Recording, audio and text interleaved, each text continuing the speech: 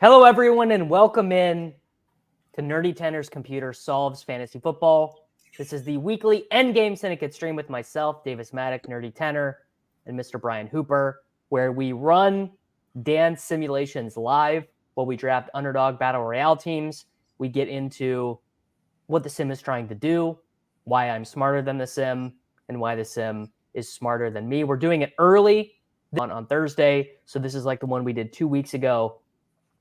We've kind of hacked into the projections a little bit to give, the teams are going to look a little bit different this week, I think, than they did last week. Boys, how are we doing? Are we excited? Do we think we have an edge this week? What's going on? How are we doing? Well, let's see. I got killed on the Monday Night Football underdog. I think I did like 22 drafts and like two of them cashed. One guess which quarterback I was overweight on. Jordan Love. No. One that got pulled out. Yeah. Once again, my stuff was more willing to wait on quarterback than a lot of other drafters, which I think is interesting. Not sure if it's correct, but I think it's interesting. And that did not work out so well for me. It wasn't like I got only him, but I got a lot more than my fair share. But as far as you titled this, computer solved. I'm just sitting here trying to get my code to compile and like my software not to crash. So people were worried about solved games and AI alignment problem and Skynet, and like I'm just trying to get this to work. So it's a good title, though. It's a good clickbait title. It's an excellent. Yeah. I mean, it's about as good as titles get. What's so funny is I don't know if it's because we're streaming this on Brian's channel and the EndGame channel, but this weekly is one of my lowest watch videos. But I feel like if I was to tell someone you can watch one of my videos per week, this is probably the most informative in terms of like thinking about the games and how, I mean, not that my advice is all that good, but just thinking about how fantasy intersects with programming and all that stuff, and thinking about how the computer can help you win at a math-based game. Yeah. But it's definitely because it's a big part of it is because we're streaming to 3 different channels. We could probably stop streaming to my channel at this point. So if anyone is on my channel, it doesn't bother me. I just wanted people who followed me on that channel to sign up for EndGame too, who weren't aware of it. So let's pull that one off after this week. I'm happy to be sending people to the EndGame Syndicate YouTube channel. It's not, but like I think even combined, so like the Thursday salary cap DFS video gets like 5,000 views, and like combined between EndGame and this one, this is getting, and I mean obviously BR is like a smaller game than salary cap DFS, but I am thinking that the computer solves fantasy football will be a good. I am expecting it to be greater this week. I think there will be more views this week with this title. I don't remember if I did a good thumbnail or not, but you can I don't care. You can keep getting more clickbaity for me. I know Dan might care, but I don't.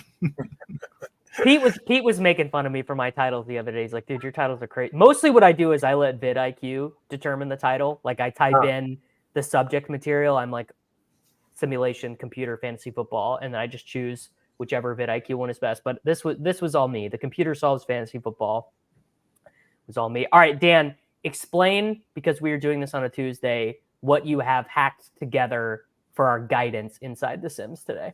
Well, we got 2 things. One is whatever RG has, but the second thing is Brian put together a system where he's basically tweaked the projections so that they match the ADPs we are seeing thus far. Is that a fair characteristic? Yeah. So it's basically like just juicing the projections up and down so that the ADPs land roughly where you see them in Underdog. I will say that so when you run this through my stuff, what happens is, as you would expect, the relative ADP of players in a given position start to correlate more and more with what's on Underdog, as you would expect. So like, looking at the current rankings, you get Jordan Mason and then Derrick Henry, and then the next running backs Kyron Williams. So my stuff starts to match that, as you would expect. However, it still disagrees a little bit with when in the order it wants to pick certain positions. So if you look at the ADP on Underdog, it's got Allen and Lamar at position like 7.2 and 8.8. Whereas if I bring up mine, which I'll do in just a second, it's going to be a little bit later than that.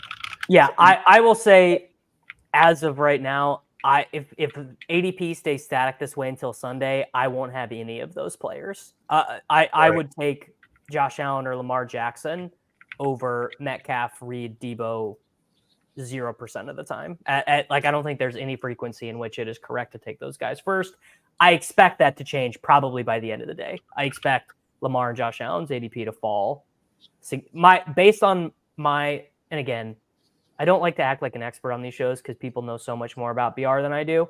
But my read of the situation is that by tomorrow, these guys are going to be like third round picks, basically. Yeah. So running with what Brian gave me, just to make it explicit right now, and I'm still cooking, but it's probably pretty close. Allen and Jackson are averaging around 11th and 12th. So right around the 2-3 turn is where it's picking them, as opposed to 8th and 7th or whatever. Yeah. This is an interesting thing. I think people draft bad on purpose in the playbook, the ADP. I think people either auto draft it or draft bad on purpose to make the Monday ADPs bad. I really do think how much EV can that? You have to give up the money that you pay to get in there to screw with the projections. I'm not sure that's the best strategy. That would be I think it's a bad strategy. It doesn't mean people aren't doing it, but or maybe the Sunday contests are people who literally like don't even know what it is, and they're just they're just sick degens on a Sunday. They're like I just lost everything. I got owned on DraftKings. I lost all my pick'ems. Like, just give me a way to get my money back. And they log into the playbook and they're like, fuck it, Josh Allen. What if there's like a disproportionate amount of degens in the Buffalo area, and they just love taking Josh Allen? It could be as simple as the team that was playing on Sunday night, which was the Bills. Maybe you're like, oh, I'm watching Josh Allen, so I want to click Josh Allen right now. Or the converse, they play so bad. They're playing so bad on TV. Like, we're already seeing this with Achane and Achane is too low. Yeah. How many are in that initial ADP tournament, Davis? Like, how many entries? It's $1,000 to first, so it's got to be like 1,100 entries total. 1,100. That's pretty solid. That's a reasonable. Pretty number. Reasonable. By today's what day is today? Tuesday. Yeah. It's going to change, obviously. Like, if you look at that, I saw you had Jaden Reed that 100% owed. We haven't projected it. And, I mean... Hey, give me some credit last week. I said Jaden Reed was the most important, best play on the slate last week. That's why I'm bringing it up. I'm letting you victory watch. Well, but at the same token, you got to let me eat my shit, because I was all over Kelsey last week, and Rashee Rice was, I believe, my most drafted player, and he played a snap before he... Yeah, I could have maybe found a winner last week, I think, looking at my stuff, if the Chiefs had done a full 4 quarters, but obviously they did not do that. Yeah, so I had almost 50% of him too. I took 58th in the Millie even with him killing half my lineups. But Dan, my Discord noted that you were in 3rd of the DK Millie with Dontavian Wicks, which you would have no way of knowing this, but Dontavian Wicks is like, he's my most drafted player in Best Ball Mania. Like, he's like my guy. And people were like, it's so funny that Dan would have Wicks and like not even know that he does this show with Davis every week, who's like the Dontavian Wicks guy. Was I in 3rd briefly? That's funny. I think after his 2nd touchdown, you were in 3rd. Yeah. That's so funny. I was watching a concert. I had no idea. That's really funny.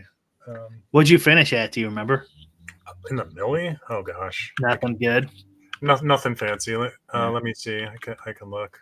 I was up there in the FanDuel one, and then so I'm like, I'm not gonna sweat it. And then I turned back and it's like, you're 350th. It's like, okay. Oh, actually, I'm an idiot. The reason why I didn't win last week was Kyler was my second most drafted quarterback, and that was super terrible. My top entry in the Millie was 73rd. Did it have Dontavian Wicks? It did have Dontavian Wicks. That must have been the team. Yeah. Okay. Dan, are we cooked? Are we ready to run? We're cooked enough. I just keep it cooking as we're on the stream. Okay. All right. I think I'm probably gonna have to enter these on my phone. It was giving me a tough time earlier. Oh, God damn it. No. Okay, we're good. Oh, you got it. Woohoo. All right. I'm gonna put in our private chat the timestamps because I think timestamps help. Timestamps help on the secondary, on having people so Brian, when you do this on the Endgame channel, put these timestamps in. So the updates to my software for this week are all sort of nuts and bolts stuff, but little faster to run. Also, I save all of the drafts it's generated, so I can stop and resume it without losing my work, which is really nice. Okay. But I'll talk about what I'm looking at next because the thing I'm going to do next is actually kind of interesting for strategy. So I'm going to be working on that the next few days. So you think ultimately, like in the end, I'm going to be able to beat Peter at this? Peter had 2 top 10s this week. Ultimately, do we think on this show I'm gonna draft a winner that wins Battle Royale? What do you think? If you this is good. It's really hard. Set the line at the odds that over the course of however long we do this show, 17 weeks or whatever, that we draft the top 10 team on this show. On the show? Yeah. Okay. So that's 60,000+ entries, right? So to be a top 10 team is well, let's figure this out first. What are we doing? So it's saying Kyron Williams here. Yeah, that's who I had.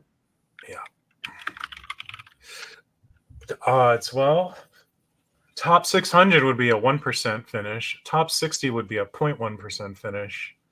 But we have the NerdyTenor EndGame Syndicate branded Sims. Yeah, the odds are 50-50. Either it happens or it doesn't. Happens or not. You can't argue with that. It's just logic. I mean, Pete, he's given me hope as a hand drafter because obviously when 90% of these I'm just doing while I'm walking my dog.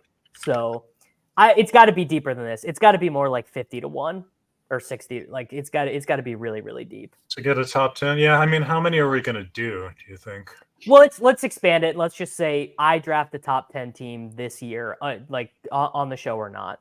Okay, that's obviously a much higher. Yeah. I'm gonna guess your computer wants Achan. Let's see. Marvin Harrison went. Okay, let's see. What? It wants either Achan. Yeah, Achan is winning. Achan is the winner. Achan and Josh Allen are popping up, contradicting what I said before. I think I just am maybe going to institute a rule that I'm not taking Allen or Lamar with the second pick, even when the computer also likes Deebo Samuel, Josh Jacobs there. Davis, what's the point of us getting a top 10 team if you're just going to overrule the Okay, computer? all right. This is a small enough subset. This is a small enough subset of my drafts that I can just do what the computer says. Now, this is a pretty good point. Achan is going way down in this stuff. He by Friday he is gonna be like a 4th round pick in this. Yeah, so maybe you keep it in your back pocket. No. Yeah. Kenneth Walker going really early after the 3 touchdown game last night. It's pretty classic stuff. Yeah, he went off. Gino had 400 passing yards, but only the 1 touchdown. Kittle is going. He's kind of the only tight end who's going really early this week. All right, we are up in Deontay Johnson going really early. All right, we are up. So now No, it's definitely going to take one of the QBs. It likes Lamar at the moment. It likes Josh Allen at the moment. What's the Neighbors is the next thing after Allen and Jackson. It wants Josh Allen now because it's based off of the order that Brian gave. Yeah, it likes Josh Allen a fair bit here. Just take him. Yeah, I'm gonna do it. It's the third round, not the second. Yeah, I would have taken. I want to. Ideally, I would like to have like 25% of my teams have Malik Neighbors on them this week. I'm interested in what it tells us later on. Yeah. So there goes Neighbors. This, Brian, the set we're running right now is your ADP regression model. That's right.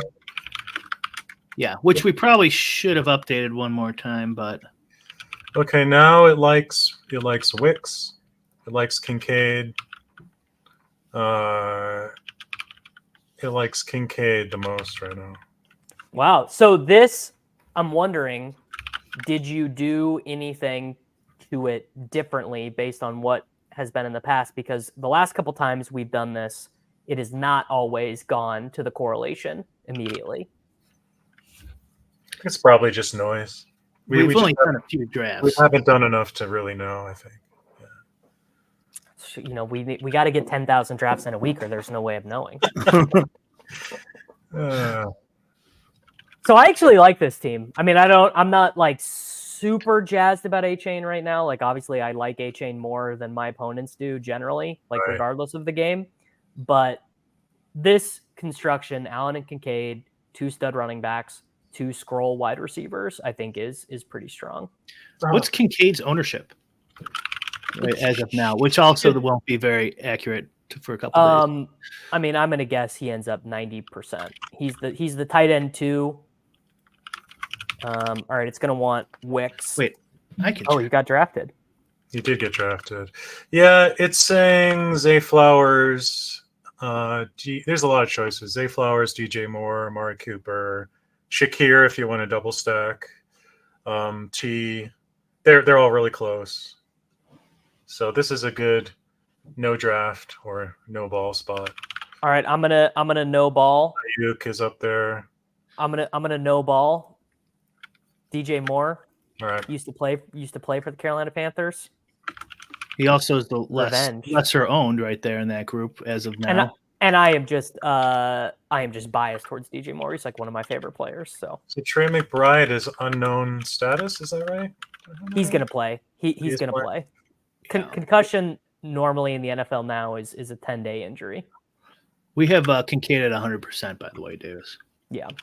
So now it's got more choices. Ayuk is winning at the moment. Does it want me to scroll at all? Does it care? It likes Ayuk by about 80 cents more than the next swath. Then it's got Cooper, Higgins, Christian Kirk, Shakir again. I'm gonna go T Higgins. I'm a never Ayuker.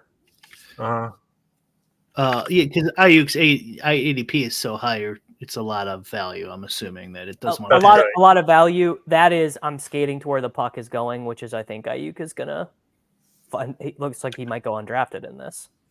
The thing about Brandon Ayuk is that he's not very good, and so that is an interesting thing that it's hard for the projection systems to gather. I ran this filter on StatHead earlier today. It's only this is only the 3rd time in Brandon Ayuk's career that he's had a stretch of 4 games with less than 180 receiving yards combined, which is pretty interesting. Is Samuel back this week? Yeah, he was back last week. Was he? Yeah. Oh yeah, that's right. He didn't do anything, right? Yeah. Okay, what did it think that team was worth? $6.26. Nice. We are up $1.26. Eventually I will get the production values to have an EV counter while we draft these. Usual caveat, the number doesn't mean much. I basically just run a random number generator and have it spit out a random dollar amount. Well, then it should tell me much more. It should be telling me my teams are worth like $40 then. I will say here, let's look at my results from last week real quick. And we can say how bad I am or not. So Did not. I got $527 back on $750 of entry fees. But when you look at my exposure, it's pretty clear that I skated around it. So Jaden Daniels, let me put this timestamp in. Week 4 results check. Okay. So Jaden Daniels was my most drafted quarterback. Kyron Williams, Barkley, Aaron Jones, Mason. Brees was definitely a miss, but I had more Kamara than the field. Jaden Reed was my 3rd most drafted wide receiver, but that's why I didn't win any money. Was 22% Rashi. Rashi killed you, yeah. And 15% Murray. So those teams were dead. So that is roughly 35% of my teams-ish that are completely dead, couldn't win money. And then Bowers, so 23% of teams dead. I did end up swapping onto a lot of Kittle. I think I feel fine about what I did. It's like, sometimes you just run bad with Rushy, I guess. So I did 29 entries and I got $45 back. Not the greatest. You were trying stuff though. Yeah, I was mucking about. I did 4, and I think I lost all 4. I might have cashed 1. How do you see it? It's results tab. Got it. Yeah, no, 5 bagels. 5 bagels. Let's see. I wonder if any of my teams were even close. Looks like my best team. Yeah, not even close. I got a lot of rice. I had 30% rice. Yeah. Because he was going kind of late, and then he moved up. Yes, yeah. If you had started drafting them, like if you were testing your tool on like Tuesday or Wednesday, he was a 2nd round pick. Yeah. Yeah. So I got a good bit. Which I like drafting early. I think a lot of people are going the other way. I think most of the sharper players are saying you should just draft once you have the projections and the information. Yeah. I sort of prefer the combos that we're able to get early in the week that become, obviously you are giving up massive informational edge drafting on a Monday and Tuesday. Like the entries that are getting drafted on Friday, Saturday, and Sunday, I wouldn't know how to put it into a dollar value, but it's worth a lot, the information that you're getting then. Sure. Even something as simple as like knowing which queue players to take to set up swaps is a big edge, you know? And we've got none of that. All right. Are we ready for another? Sure. Can use the same model a few times. Sure. Okay. Let's enter into another one. I'm interested to see, does it have each spot as similar EVs, or does it really like the 101? Does it really like the 102 this week? Yeah. That's interesting. I could test that. Where are we? We're 4 again? We're 4 again. 4 again. So I think I like 4 because you can get, sometimes you should be able to get Nico, but you can take Kyron and you can take Metcalf or Reid. Metcalf and Reid sort of feel like the skeleton keys to me this week. That's my think. That's my thinking. Drafting early allows us ball knowers to get plus EV. That's sort of my thought. Is it does allow you to kind of guess what the projections are going to say. Like a good example this week is Ramondre Stevenson. He's like undrafted right now, running back 15. When the projections come out in this matchup against Miami, he's going to move. He's going to move way up. Not that I even think he's that great of a play, but that's just an example. Yeah, this probably doesn't matter so much for you guys, but the entire best ball community is just waiting on completely bated breath for the idea that Rashee Rice might not have a torn ACL, that it might just be like a bone bruise or like the injury that Embiid had, the MCL sprain, where just like theoretically that would allow him to play again this year. I thought he was done for sure. I can run EVs for the other spots just to see what it thinks of EVs. So I'll just list off what it thought the best EV play was worth at each node. So it had $7.66 for the first pick. So it looks like it likes first at the moment. Although these are running for so short, I don't know. Shit. Now I'm behind. We get Nico. So it's all good. Just take him. I would say. He's first by a good bit. I do love when I don't have to overrule the Sims and the Sims just agree with me. Yeah, just take Nico. Nico it is. My man Tyler ran into Joel Embiid at a hospital 2 or 3 weeks ago. Did he seem in good spirits? Did he say anything about Paul George? I will say starting with Nico does leave you in kind of a tricky spot where you're probably double scrolling for running back. Like you're probably almost waiting to the end. You might be doing ETN is my ball knowing pick of the week, where he's like he's a 6th round pick like 100% of the time. But I quite like him as a click. Interesting. Yeah. People famously, we got to call this model the Steven Sim, right? Yeah. 1 week burned in everyone's brain. The Ramondre Stevenson, yeah. See, people they do. That's all they love. They love Dan's keyboard and they remember Ramondre Stevenson. All right, we are up. So now it's saying, okay, Debo, Jaden Reed winning at the moment. Debo, Neighbors. Jaden Reed is currently winning. Marvin Harrison is pops now. Yeah. It wants a wide receiver. That's all I can tell you for sure. But they're bouncing around. Ball knowing take for me is Neighbors over Marvin Harrison Jr. That's an early ball knower take for me. We got Jaden.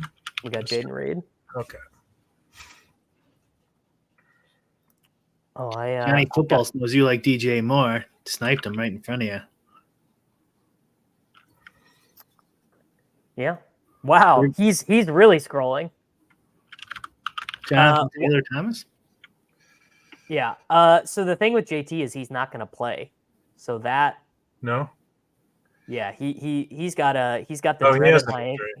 He's got the dreaded high ankle sprain. Yeah. And it's having to swap your 2nd round pick feels pretty non-ideal, right? No. Yeah. I can't see why you would want that. Yeah. That's probably just a mistake. The person didn't know. It is. He is a no badger. All right, we are on the clock. HN going round 3. That's interesting. So now, this is interesting. So I don't know what you think about this. It's listing Diggs, but that would imply we're double stacking, and then if we don't get Stroud, it's now Josh Jacobs is popping. Diggs, Jacobs, Kittle. Who's winning? Josh Jacobs at the moment. Yeah. So I will say, I don't hate the double stack this week, but it's not for any logical reason. It's just because this would be an example of me being bad at the game. I'll just click Diggs in any format because he's playing against Buffalo, and I think very similar to the game against Minnesota, Diggs got 3 targets on that first drive against Minnesota, and they're going to do the exact same thing.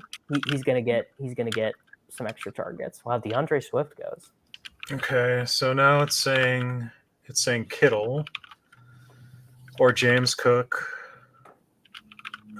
Kittle. Those are winning the most right now. Kittle seems pretty good. I don't think Daniels is in 3rd for what it's worth. So it's Kittle, Cook, Daniels is the order it likes at the moment.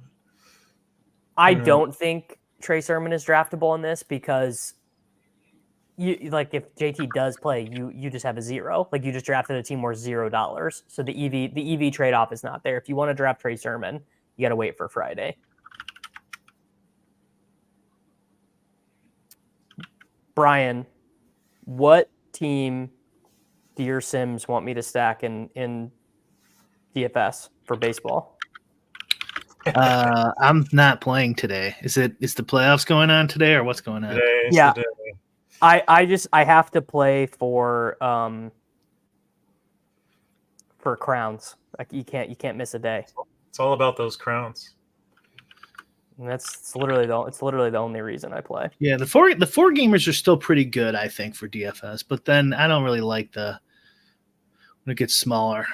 Well, you have to this is like a very swappy slate because all the games are so spread out. Mm, So you're not gonna know all the lineups, and even right. if you did, you might want to adjust because you actually can't have time to do it.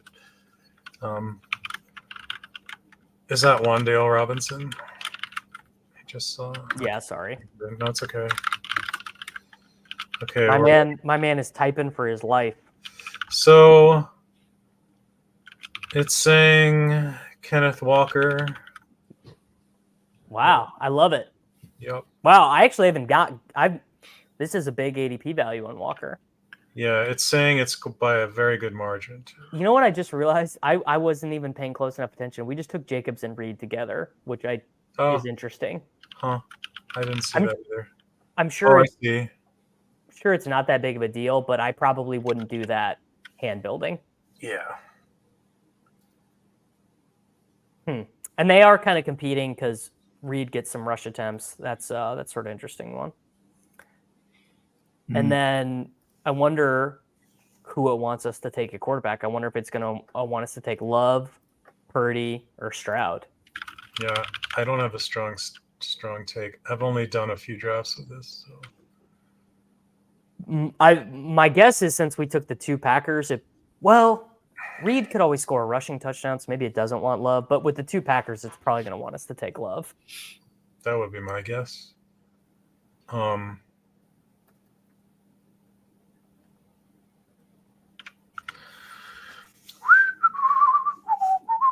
Okay, there it is. Oh, Devin. Caleb Williams, is that you drafting on your alt, Brian? No, but I like the pick. Okay, it's Love and Stroud are leading, and it likes Love more at the moment. Yeah, my guess that's got to be the team. It's got to be the teammate thing. I think so. Which is fine. I mean, I think it's pretty funny that Jordan Love is the quarterback 4 in ADP after he didn't really get drafted last week. This is one of the funniest things about this game is how you see last week's results so clearly bleed into what people are doing this week. It's a very reactionary game. It loves your team. Yeah, I was just going to say EV. I thought it was worth like $28. $28! Oh my god! But right, again, that's assuming. But you need to understand what Brian had to do to get this to work. He had to push the projections of all the players to get them to fit in the ADP. So it doesn't actually. No, it's dead on. It's dead on accurate. You're probably going to win. I will. Will anyone else have a good team? Probably not, since we got Levy. I don't know who the last guy drafted, but if I assume something reasonable, it liked your team and it liked the first person's team, and it had Jordan Mason, Debo, Marvin Harrison, James Cook, Brock Bowers, and Kyler Murray. So I liked that one. How about the second team? I'm assuming you didn't like that one. It was okay. Second team was Derrick Henry, Jonathan Taylor, Neighbors, Daniels, Wandale Robinson, and David Njoku. I think the one that liked the least was the fifth player had Chase, DJ Moore, Joe Mixon and Swift, Evan Engram, and Caleb Williams. So had Williams with Swift and Jamar, but I think it thought it was just too low projected to be very good. Just didn't have enough projection. That's the real thread the needle, right? Of do you take the low projected team for the discount and ownership, or do you just stack up high projected players knowing that they're all like roughly 100% owned? I mean, it does make sense.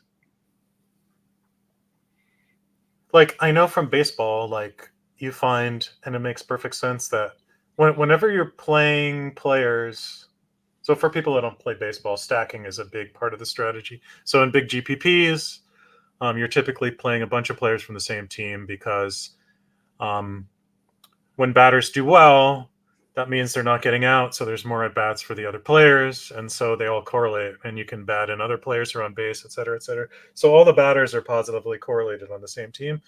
So one thing you find in baseball when you sim things out is the worse projected a batter is, the more likely you're taking him as part of a stack.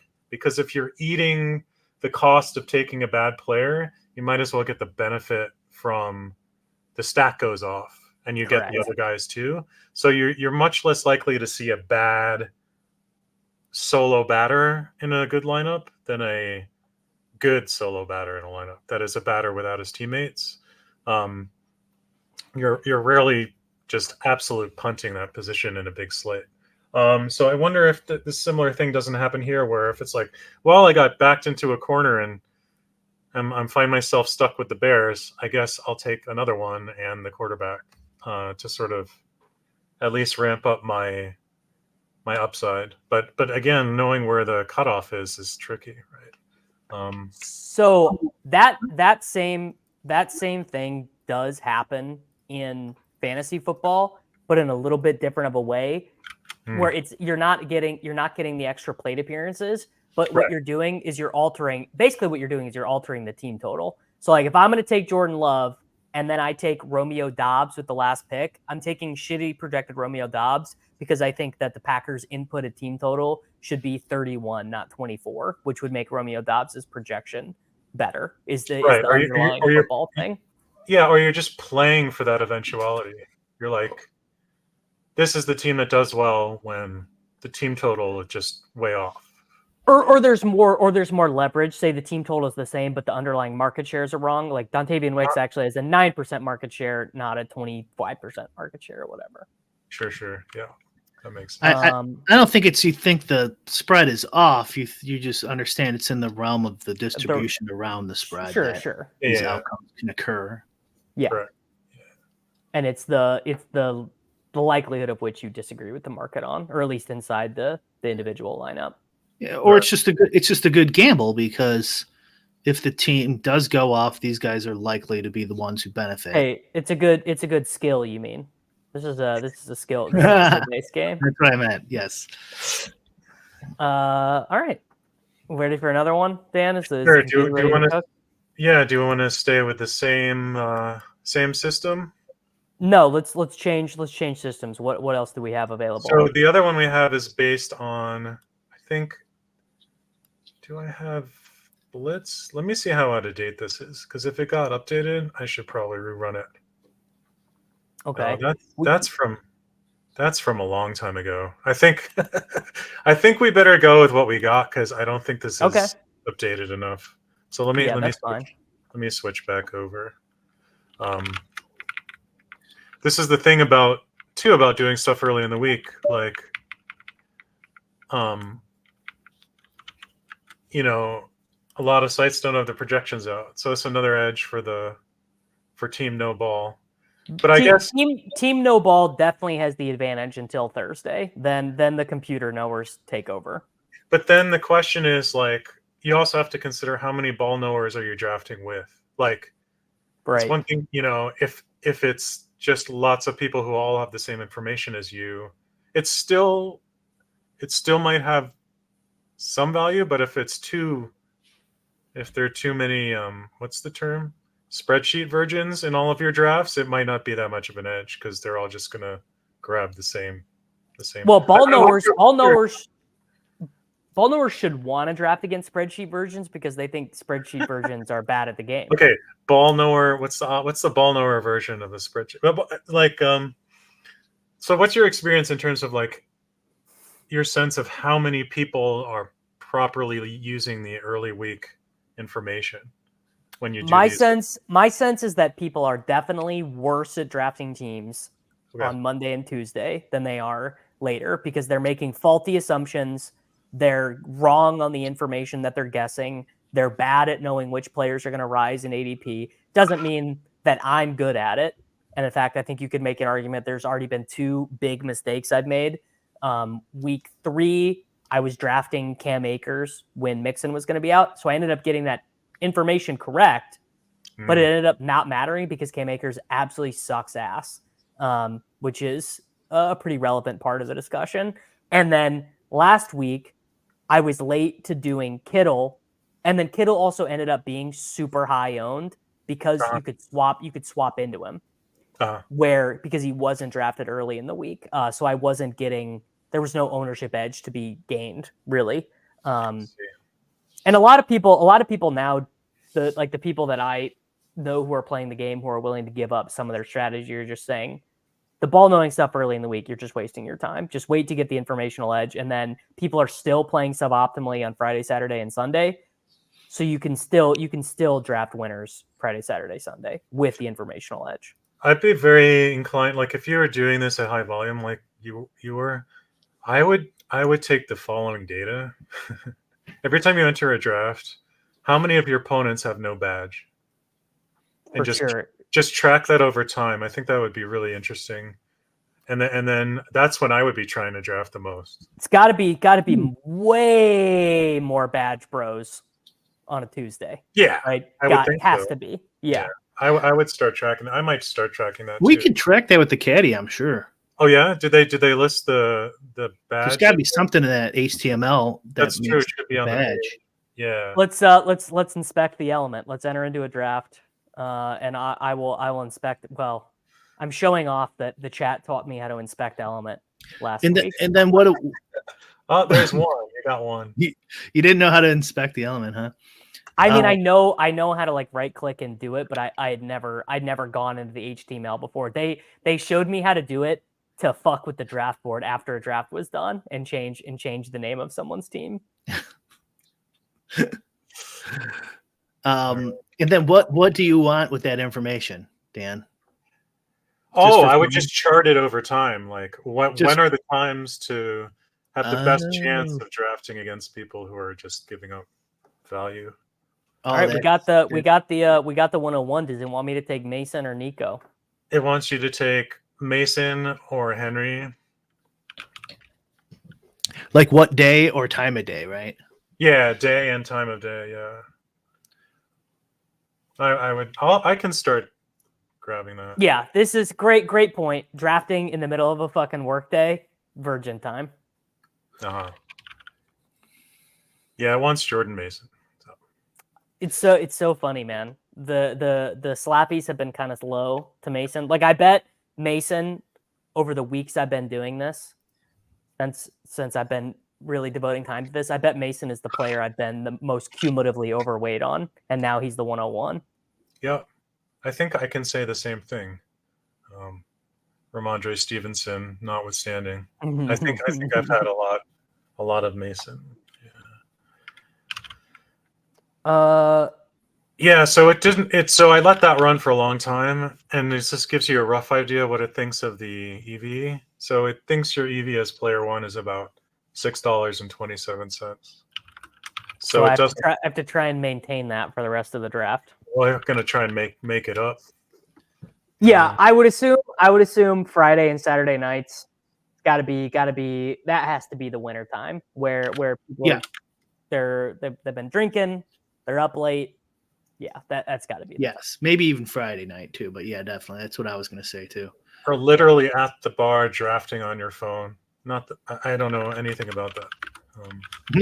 I've been drafting in all kinds of funny places. I drafted at a Grateful Dead cover show the other night. Just you got to fire them in. Yeah, no, I just had I had a massage, and I was like, oh, there's this headrest. I'm like, can you hack together like 2 other rests so I can lay my phone when I'm lying down so I can draft like during the massage? That would be awesome. What's wrong with you guys? Not really. I'd expect better from you, Dan. I thought about it. I didn't actually do that. Oh, okay. It occurred to me. Davis is a millennial. He has to be entertained at all seconds. At all times. If I'm ever alone with my thoughts, dude, my God. Scary stuff. With Jordan Mason, though, I think it's telling you that the number 1 pick is worth about $1 something this week. Right? Isn't that kind of what it's saying? No, it was saying Yeah. Oh, yeah, that's right. It's a $5. God, I thought it was 10 for a second. I got confused. Yeah, it thinks that it's worth about $1 or a little more because of rake. Right. So let's see what it thinks you're at now. Yeah. So now it's saying Harrison. It wants Marvin Harrison. All right. So we're gonna take him, I assume. We're gonna take Harrison, and then we can let it cook for 40 seconds. So now we might want to deviate. So it likes Achan here, but yeah, it likes Achan by a good bit. Then the next thing it likes is Kittle, but it likes Achan by like more than $1. I don't know why, but he could fall to you again because. So it's listing Achan and then Jacobs and Cook, and then Kittle. Let's do Achan. Even if it's not the right pick, I do enjoy when the computer tells me that my teams are worth a lot of money. It still thinks you're worth about $6.15, so not a lot of movement. Yeah, Achan is just like structurally, he's a pretty interesting one because his ADP is going to fall. Right. But I think he will be a sharp drafter favorite.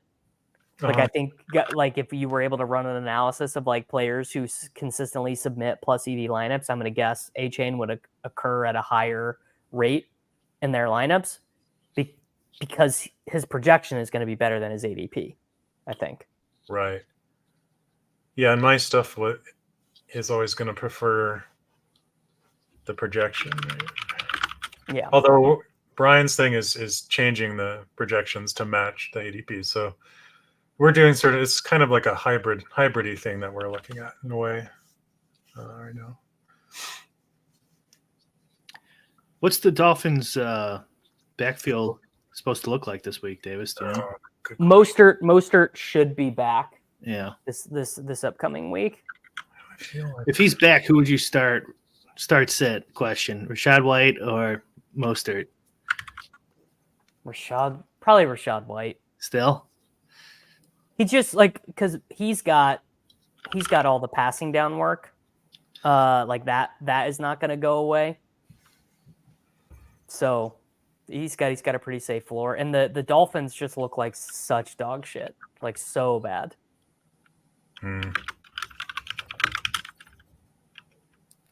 Although Huntley literally seemed to have not known the plays on Monday night, and maybe with another week of practice, he literally does learn the plays, which seems like that would be an edge. You trying to beat Bob and Nancy's excellent team? Yeah, it's not working out. Yeah. All right. Working out. Mason, Achane, Harrison. Curious. I kind of conceptually like George Kittle and Jordan Mason together a little bit. I don't know why. That's some intuition there. It seems like the computer likes them together a little bit too. Yeah. Could be a good Caleb week. Could be a good 1% owned Caleb week, Brian, if you want to draft some of these. How many of your 5 teams last week were Caleb teams? I don't think I got any, actually. I didn't think that far ahead. Who did I have? It is kind of a funny thing doing these and being like, when you're just firing them off and then you get to the end and you're like, I just did 20 drafts and all I did was chalk. I didn't scroll down for one unique snack at all. Yeah. Here we go. 2 more picks. We are up. This is interesting. What do we got? What? Okay, it's saying Deontay Johnson, Brandon Ayuk, Trey McBride. Oh, that's interesting. If you take Trey McBride, it's probably going to make you take Kyler Murray with him, I would guess. Yeah. Deontay Johnson they're all close. So Trey McBride is currently winning, and Deontay. I did Deontay. Let me so see. We need a quarterback and a tight end. So interesting. It's still saying. Oh wow! So it's saying Trey McBride. Trey McBride, then Kyler Murray, then Andy Dalton. That's the current listing. All right, we're gonna do the Giga. We're gonna do the the Giga Cardinal stack. No way this could be good, but it is fun. Yeah, what is going on? It might be good. Why Let's not? see. If it is good, it's only good because it's so combinatorially unique. Like because Kyler goes later, but both of his weapons go high. I mean, last week you could have won with a Kraft and Wicks. Yeah, the Reid. thing is doing the combining the tight end with the stack does make it better because the bar for scoring at tight ends has been so low. Uh-huh. Yeah, I mean, I think you underestimate double stacks a little bit. I want to look at the tight end curve projection. Yeah, it's pretty thin at tight end. Yeah, the Sims are not accounting for things like that. The Sims just care about the projection. But the projection has fantasy points and baked into it. Well, Right, it should have that already I there. mean, but that kind of analysis is like ninth order. You know what I mean? Like it's just not a big part of the game anymore. I mean, it depends on the sim you're using too. It should be a play-by-play sim would be literally the game being played out. Right. Yeah, but none of the I mean, maybe Dan's stuff is play-by-play, but like the public-facing sims, like the Solver does not do play-by-play sim. Well, Run the Sims does. Yeah. Um, Yeah, you know, it'd be a really interesting thing to test. and Saber Sim, I think, might too. Sorry, go ahead. We could test Run the Sims versus more naive approaches and see the relative rates of double stacking in each. That would be an interesting experiment. Yeah. Because if we see a delta there that's significant, that might be a clue that sim level double stacking is overrated because it's not accounting for well enough for what we were just talking about. Right. Okay, so the next guy already has a quarterback, so I can skip him and go right to you. And guess who's winning? Kyler Murray. Kyler Murray. That is correct. Yeah. He's not getting drafted all the time either yet. No, he won't be because so many people are like me where he just burnt the shit out of them and they don't want to give him another opportunity. Yep. It's Yep. So it thinks $8.52 for this one. all right. Brian, It could be How much money have we made so far? We got Oh, that's 3 ways. I was gonna say that's Thousands. at least $40. Brian, do you want to share your screen and do one? I hear my puppy crying upstairs. I think she might need to go out real quick. Can you handle this for like 5 minutes? Yeah. Kind of fun. It'll be fun to see the results of if you trust the computer more than I do. I gotta switch mine to the night vision. How do I do that? The night vision. I don't want to freak people out. All right, I will be right back. Okay. Right. You want to rip one? Give me 1 second. Okay. Be there. We can go over the ownership really quick. Oh yeah, good idea. So right now we got 1, 2, 3, 4 QBs drafted every time. Jordan Love probably. This needs to be refreshed, I think, maybe.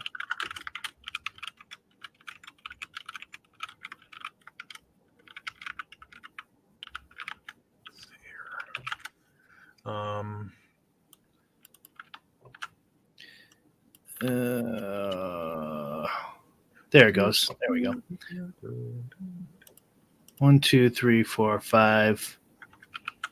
1, 2, 3, 4, 5, 6, 7, 8. So 9 or 10 QBs getting drafted.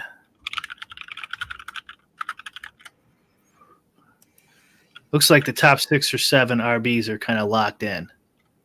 How Which big makes of sense. how big of a drop off is the? I haven't looked at that yet. After Jonathan Taylor Thomas, it starts dropping off to a second shelf of Connor, Robinson, Mixon, and then the shelf after that's Hubbard, Swift, Stevenson. I'm assuming ETN's going to draft it too. There might be a name problem here with this junior thing. Right. Cool. All right. Yeah, I am ready for the next one. Okay.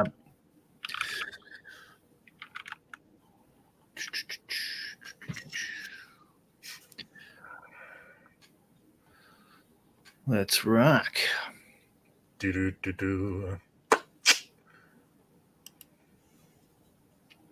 Oh, this will be interesting. I'll let it queue me up a player with my with the draft caddy too. See what it suggests.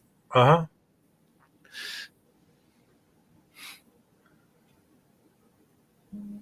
You managed to get the last draft position.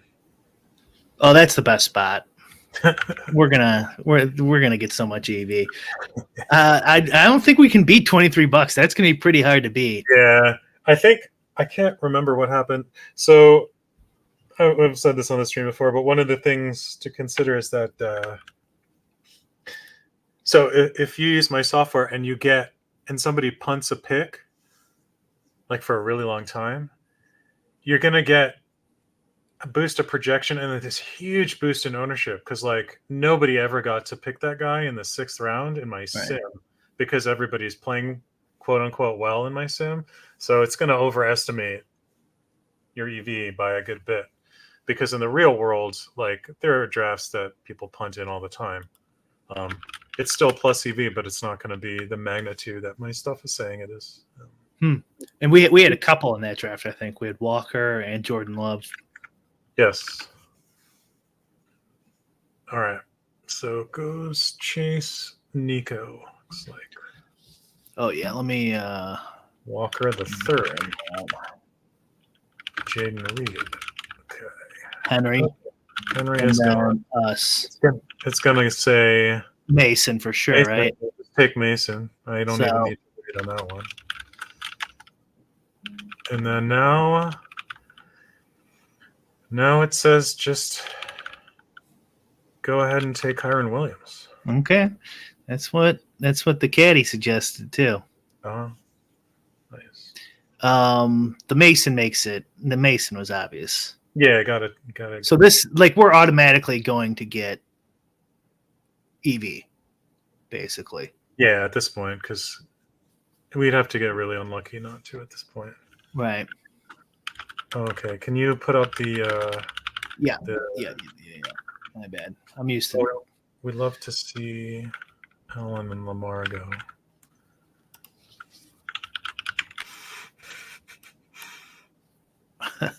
This is a good question. Does the sim calculate the odds that they punt so bad UnderDog throws the draft out? Yeah, this is a real problem.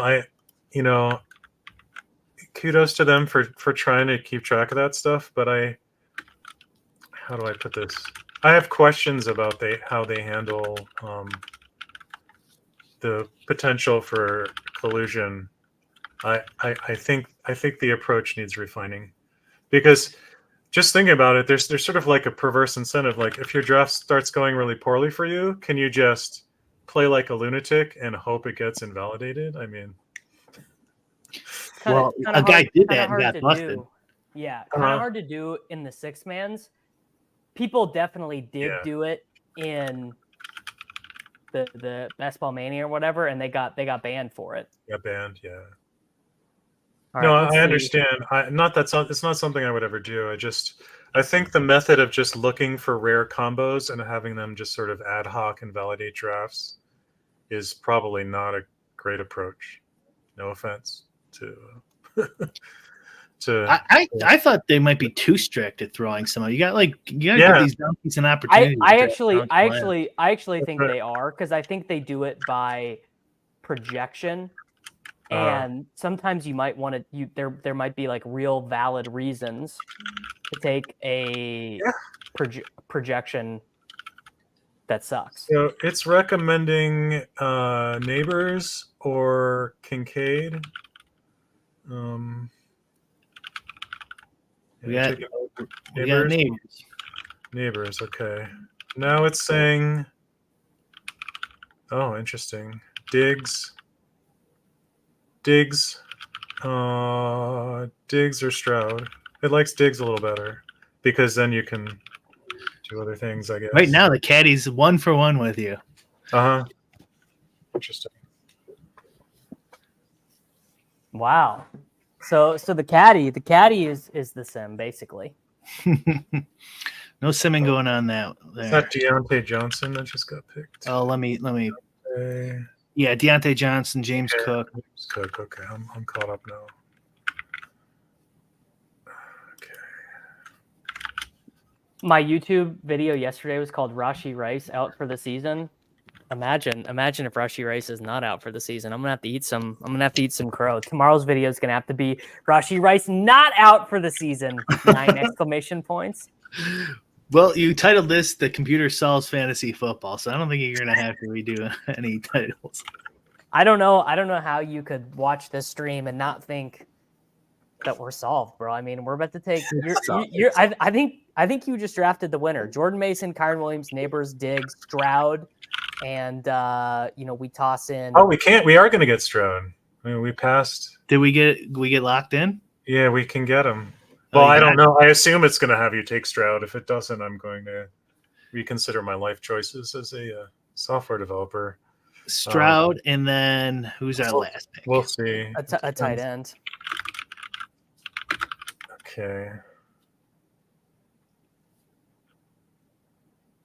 So we can let it cook a little longer if we want. Here goes Trey McBride.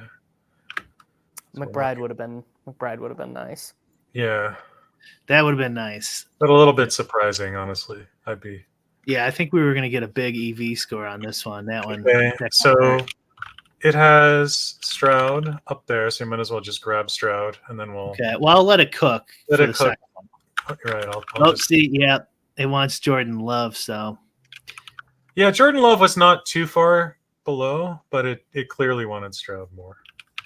And now it says, "Yeah, you got choices. They're pretty close." What are they? Why don't you Go ahead. Kraft, Schultz, Johnson. It's doing a lot of mixing here. A lot of mixing. Who would you pick, Brian? No ball. Who would you pick? Kraft, Schultz, or John? If I was just looking at these guys, I just automatically want to go to say Mark Andrews. Cole Kmet because he's a bear. They're all really close. It's just saying, mix it up here. So who do you want, guys? Tucker Kraft is winning, but just barely. It's like this is just you could just roll right, it down, whatever. Which is what it's doing basically. So yeah, it's gonna love this one. It thinks $20 on this one. Nice. Yeah.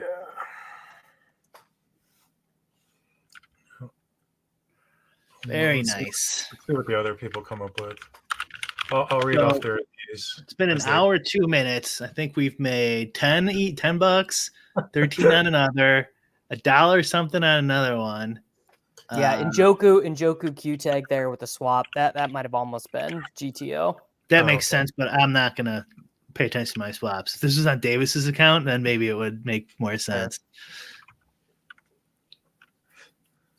Somebody wants me to sim out week 14 12-man drafts. Yeah. That's gotta be the dog bowl week, I'm assuming.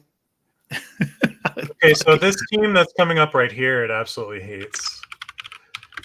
Johnny, he's in chat. He's right here. He's chatting. Oh, no. Right now. He got screwed. According to my exactly precise. What's Johnny Football's EV? Which one was that? Was that third? It's 2, I think. 2? Oh, 2. Did you say Team 3 was the bad one? I did not like Team 3. Yeah. Oh, okay. I did not love Team 2 either. It was like a couple bucks. I guess it's not terrible. I mean, it's all fake anyway. It's just random number generation. They liked the first team a lot because he got a lot of fantasy points. Jamar, DK, Debo, HN, Bowers, and Love. No correlation with Love, I don't think. Wait, what's the bring back? Green Bay. Green Bay, who are you playing? Oh, Rams. I think we've got about $30 an hour in EV. Nice. All right. We ready to fire up another one? Sure, we can do one more or a few more. Oh, am I ready? I am ready. Isn't that like minimum wage these days at like Wendy's? Oh my God. All right. Brian, you trying to get me demonetized, bro? Wait, I don't know. That's gonna be a controversial topic, dude. I'm not gonna be able to get advertising revenue for this stream. Because of the minimum wage. So it's close to election season. In fact, I just said election demonetized. Oh my Instant demonetization. What dollar value is my team worth if I take Nico Collins #1 overall in this? Okay, let me start that up. So you're on the one. It's probably like a few cents. No, I think it's going to be more. Yeah. And I think it's going to. I should donate back to the people a little bit because we've just been fucking steamrolling these nerds, you know. But the earlier in the draft you are, the less you should trust my already untrustworthy. You know what? Actually, I'm going to take Mason because what's going to happen is I'm going to end up with more Nico than the field anyway because I'm going to take him over Derrick Henry, and I want to have Mason. Yeah, go ahead and grab Mason. So this was not a big sample. We can run it again at the end and just let it cook. And see what Nico was? Yeah. So for the very short sample, I thought Mason was worth $7 and a penny, and then Nico was like $5.04. So yeah, that's right. Thinks it was a pretty big delta, which is interesting. Brian, you watch Rings of Power? You caught up?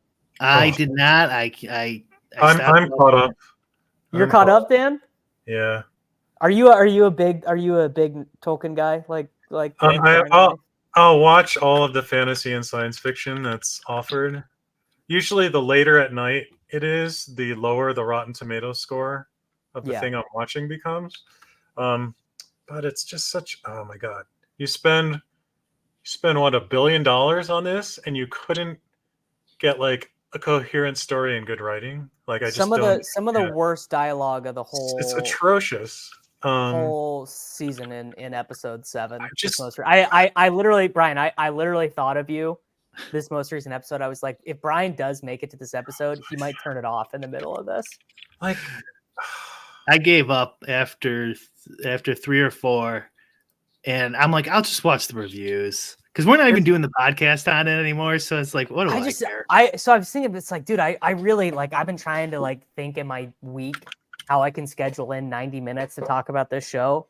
Like, fuck, I don't really have the time to do it. And 2, I don't really want to find the time to create it because it's just pretty brutal. I just feel like you can't overcome bad writing. Like you can't do it. It's just never. It's never enough. Well, who went Lamar? Okay. Let's see what it thinks. Guess what? Can you guess who it's going to want? A-Chain. A-Chain. So A-Chain and Allen are at the top right now. But didn't we have one of these A-Chain and Allen teams? I was going to say, can we skip A-Chain? Yeah, it says Allen, A-Chain, then Harrison. You want to just do Harrison? Yeah, although I'm worried that in the end, this becomes... Harrison Mason is going to be like a super popular combo. I see. So now that you have Harrison, it says Allen, and then it says Allen and A-Chan. What about Cook? What's my EV with Cook? Cook is the 4th choice. Do that. You want to just do Cook? Let's do that. The difference between Premium and the Caddy on Endgame is you don't get any of the videos. You don't get in the Discord with the Caddy. You just get the Caddy. Premium is the full-on Endgame experience. Premium's the videos. Premium's the videos. And the Discord, right? And Discord, yeah. Caddies. So back to the important stuff. Rings of Power. Can we So here's the deal. Here's the deal. If I don't think about it at all, visually it looks great. It's amazing. I really enjoy. Brian does not agree with me on this, but I really enjoy Galadriel. I think she's great. Just because you think she's hot? No, I think she's also a great actress. I also think I think Charlie Vickers, who plays Sauron, is also like every scene. Like he actually is able to elevate the shitty dialogue. But then basically everything else is pretty bad. It's, the analogy I would make, it's like watching somebody else play the most amazing computer game.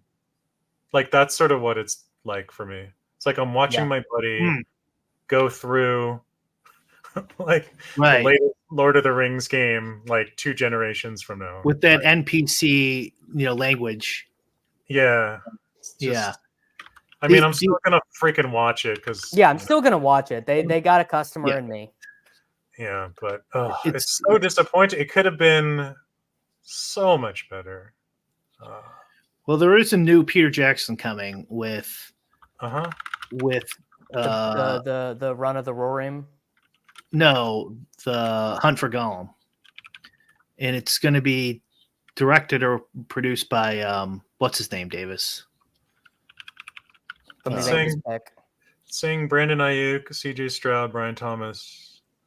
So if we take Stroud, I'm gonna take Schultz.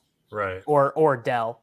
Right. I'm not gonna take I ran. Ayuk is winning at the moment. I'm an idiot. I put my queue in the wrong order, and I was not nimble. It's okay. We'll recover. Now that you took Kincaid, it says Ayuk, Stroud, Kyler. That's interesting.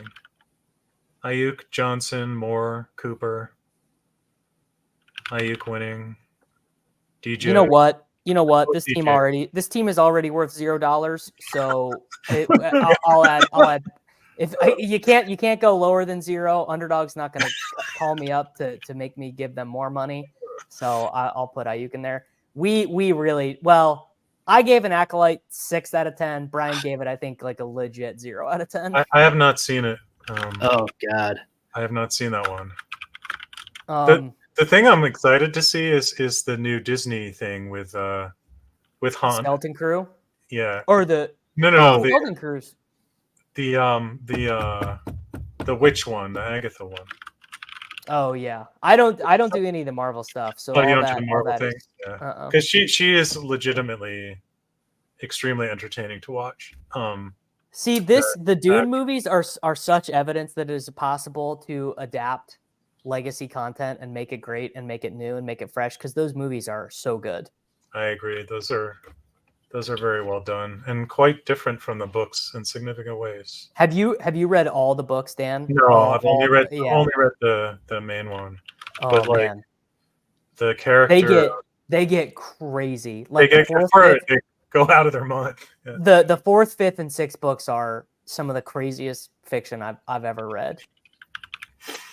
Second season of Andor is coming, I believe. Yeah.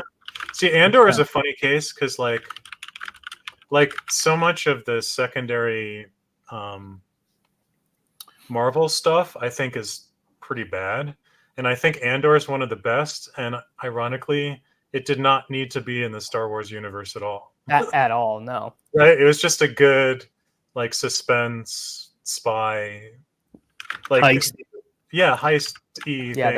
that was the secret. Which is like, when Disney bought Star Wars, that's what they said they were going to do. Was going to become like, oh, we're going to do a comedy in Star Wars, we're going to do a war movie in Star Wars, we're going to do a prison movie in Star Wars.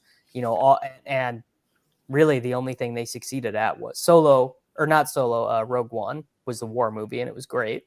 And Andor was great. And season 1 of Mandalorian was also pretty good. Yeah, I enjoyed the Mando stuff. Here, Brian, that's a good plug. If you guys liked those shows, you can go and search on Patreon right now, and Brian and I have reviews of all of those programs. If you want to burn even more EV, wait till you hear what it thinks we should take. Kyler. Oh no, it will say Purdy. It says Purdy. Purdy is number 1. Boring. I thought I was going to do something stupider. Yeah, Brock. You know what? Anthony Richardson is. I was gonna say I am, because this team is already worth $0. I'm gonna take Anthony Richardson. Okay, it actually thought that was only a 50-cent punt.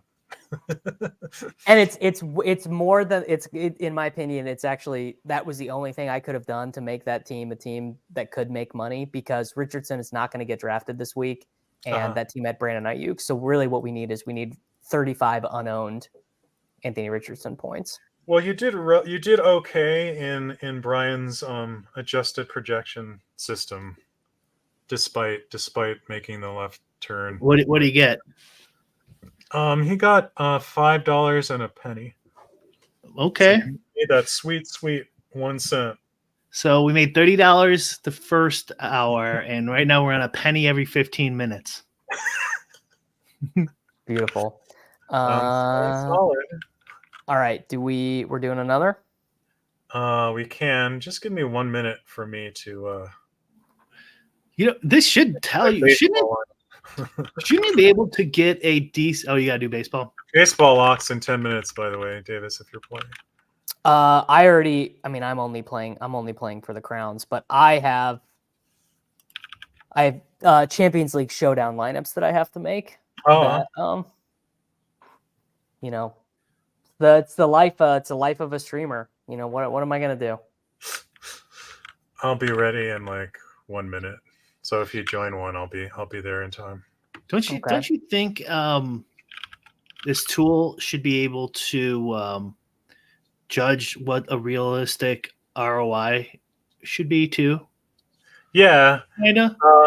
Should be pretty close. Yeah, obviously it's always going to overestimate. But you'd need to model your opponent's fucking up.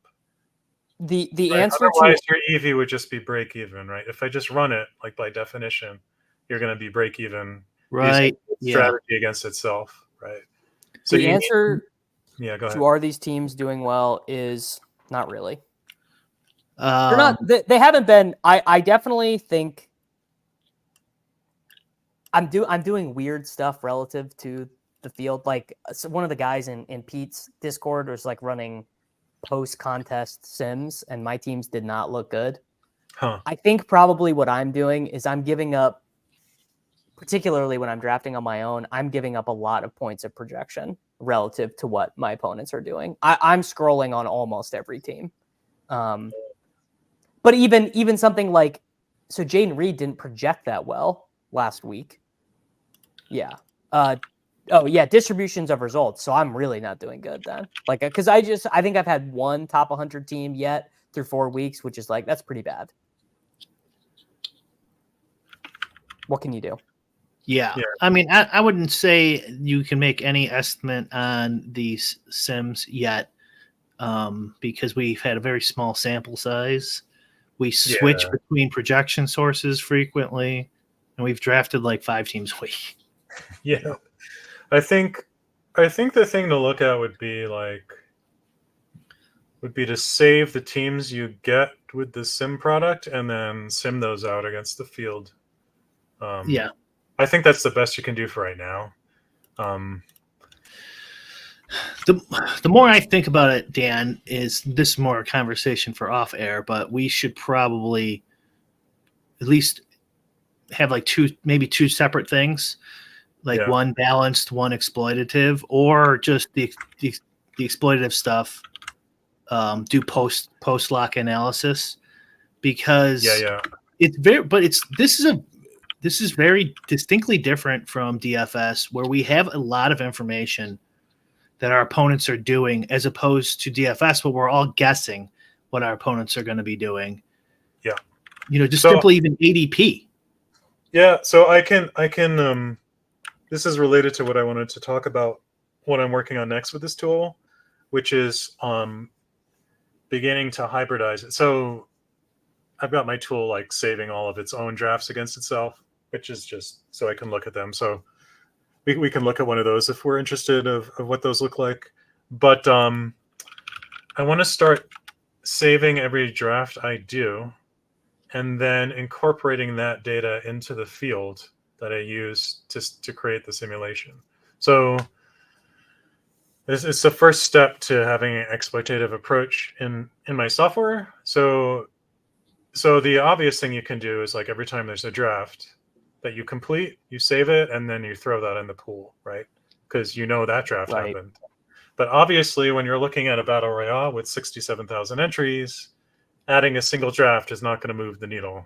So I have some ideas for how to try and extrapolate from a smaller number of drafts to create a pool that more represents the field, and then have your software play against that, which would be sort of an exploitative approach. So that's what I'm going to be working on this week, and hopefully have some interesting data for next week. Because I think that's where it gets really interesting. Like, how do you adapt based on what other people are doing in your drafting process? Yeah.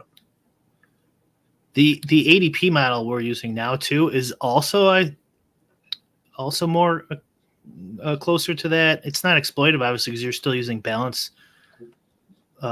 equilibrium strategies, but it's definitely probably guessing the field more likely than it is than if you put Cardi's numbers in there, for example, or something. I think that has to be. Yeah, I think that has to be. So, yeah, I have a lot of work to do there. It's it's a hard problem. This is a hard problem to do. Dan, the future of my life, it kind of depends on these sims. This is supposed to be my secret weapon, dude. This is supposed to be the secret for how I make back all the money that I shipped into best ball entries that are dead now that Rashee Rice is out for the year. Well, I think I'm down. Let me see. I'm down like 50% in NFL battle royales. Yeah, something like that. I mean, that feels like the mean result you would expect without a win. It's just it's very hard to make money without a win, right? Sure. Like Peter this last weekend just won $10,000. Yeah.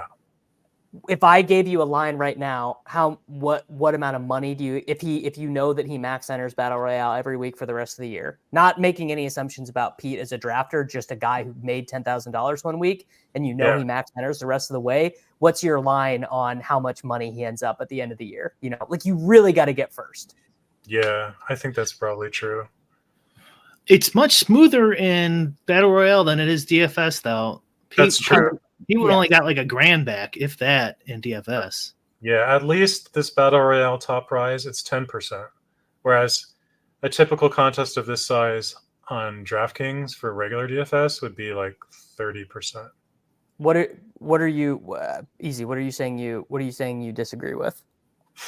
Like, I'm not making an assumption on Pete being a good drafter. I think Pete is a favorite to make money because I think Pete is a good drafter. It's not about him. I'm treating him as just a test case. Yeah. So it is, if you're playing kind of balanced. If you are playing exploitatively, you can lose more. Yeah. Like, just for example, if you know of a guy who just like takes 30% of Rashee Rice, like, just for example, right? Like, you could lose more that way. Exploitatively might be different. Might be have a wide portfolio though, Davis. I think you're mixing balance with like portfolio stuff. So, but I think the point is, I think it is accurate to say that like a lot of where's your EV coming from? Like, if your EV is coming from doing a small number of things that you think are really plus EV, then it's very easy to lose everything. Like, let's just say Rice was hardly drafted at all. I mean, that would be ridiculous. And you're just slamming him because you correctly thought it was tremendous value. Well, now your fate is tied to one player, which is, a philosophical thing about whether you want to do that or not. But that could happen in a balance strategy as well. That's true. No, I guess they would take Rice then. The difference is, the big difference is, if you play a balanced strategy in conventional DFS, you very naturally get a mix of things. That's not true the way I've been doing it here, because it's assuming everybody else is playing a similar strategy. But if the field isn't, you're going to wind up with a lot of the same picks over and over again. That's the fundamental difference, right? It's going to say, in a balanced strategy, this guy is just a slam here. And then the next draft, it's like, oh, look, I get to pick him again, because nobody's taking him early enough, right? So it's sort of a soft exploitation where it's like it thinks it knows better than the field about this particular pick, so you keep getting it, which is probably, hopefully, some of the reason why I've, like, some of my picks have been really bad Like, Right. But like that's why I'm just kind of trying to explain to Davis or whoever that balance doesn't necessarily mean you're going to have like 25% of every player or something like that, that's and true. And furthermore, yes, if you're playing an exploitive strategy and it loves Travis Kelce, you're going to get a ton of Travis Kelce. But there are probably, especially in these battle royales, a lot of the exploitation might be come from combos and stuff like that. There's only 6 picks. There could be multiple players who are plus EV that you might mix and match. It might not just be all Travis Kelce. Maybe it's a little bit of him, a little bit of somebody else. It is possible, is all I'm saying. So, like, even in an exploitive way, you could still be diverse. That's true. I think that's true. Hopefully, I'll learn some more with this new thing I want to try. I'm very keen to get it rolling. It might solve a couple different problems at once if it goes the way I want it to go. But anyway, little preview. We will find out. All right, let's hop in another one. 125, 30 draft number. This guy's obviously not paying attention to the EV we've been rolling out on these bros. Brian, I tried to cash my sim EV at the bank, and they refused to honor it. The bank examiner told you to fuck off. Speaking of elections, I think we can all agree that if a candidate would let us cash our EV, we would definitely all vote for that person. Oh man, someone's tuning out. Okay, got the 105. See, in my dreams, Nico Collins would be able to be selected here, but not going to happen this week. I've only got. I need Leone to come out with projections that Tank Dell coming back to lineup makes Nico look worse. I've only done a few hundred drafts total for the NFL season so far. I think. How many have I done? 518 entries total for NFL. Most of those concentrated on the 2 gamers because you can just bang those out. Yeah, and those ones are going to be very volatile. I would imagine. You know what's weird? So like I was thinking about this. There's going to be something that just like for you, Dan, the way you draft would be kind of hard for the 2 gamers because so often they are going to be won by an Isaiah Likely, like just a very random performance that is so hard to put into your projections because it's so far off of the projections, Well, I do try and make sure that the range of outcomes for different kinds of players is reasonably representative when I sim things out myself. So it should be in there. Wow. Does it want us to slam? It's probably giving us a $7 team right here. Did somebody fall? Henry from 2.5 to 5. Yeah, this is really interesting. Yeah. Oh yeah. It wants Henry. Yeah, it'll take Henry. It's going to be one of my only Henry teams in the whole contest. It only thinks you got about $5. I think because. God, are we so rich? Because of what's going to come next. I think it's after you get these 2 picks in. I think it thinks you're just losing a lot of. Well, spoiler alert. We'll see. I don't know. Yeah, we need a big draft because we're on pace for like 4 cents this hour. So yeah, we got to fix our fuck. Okay. DMC 72 just outed himself as a sharp drafter. Sadly, you have Derrick Henry. So guess Lamar. what? It wants freaking Lamar. HN again. It wants HN and then Lamar. Lamar next. You want to just take Lamar? How many cents does it give Debo? Debo and Lamar are close, but HN is winning. All right, I'm taking Debo. Yeah. The one chance you'd have to get a Henry Lamar stack, and he just passes it up. Do those guys even correlate? I feel like they're like super negatively correlated. Henry's playing wide receiver this week. Oh yeah. He's switching it up. Can you imagine? Well, now that I know that. Let's just line up. Can you imagine? They just line up Derrick Henry in the slot. Why not? It's probably better than Rashad Bateman. Yes, yeah. I sadly did watch the Ravens game as I was 8 legs into my streak on Underdog, and I took the Josh Allen higher passing yards. So sadly, I was watching. Normally, I don't even stay up for the primetime games. Like, I'm so beat by the end of Sunday, but I did stay up, and I hated every moment of it. I did pick 6 this week. Got 2 out of 6 right. They gave me pick 6 gave me a 20% deposit bonus. Nice. Like for the DFS side, which is pretty nice, but fucking joke's on me because I've yet to win one. it's still outlawed in Colorado, I think. Yeah, probably. It's so dumb. You almost got H-Chan anyway. We almost got H-Chan anyway. It's gonna want Kittle now. Let's see. Oh no, it's actually not. And this actually, it wants James Cook, and it wants Stephon Diggs, and it wants Kittle third. So the fact that your next guy has no running backs kind of makes Cook make more sense because he's likely to get taken. Because we can take Diggs coming around, probably. But there's very close between the two. But that's man, I think people are actually watching the 30K winner get drafted right now. I can forecast in my mind how the rest of this is going to go.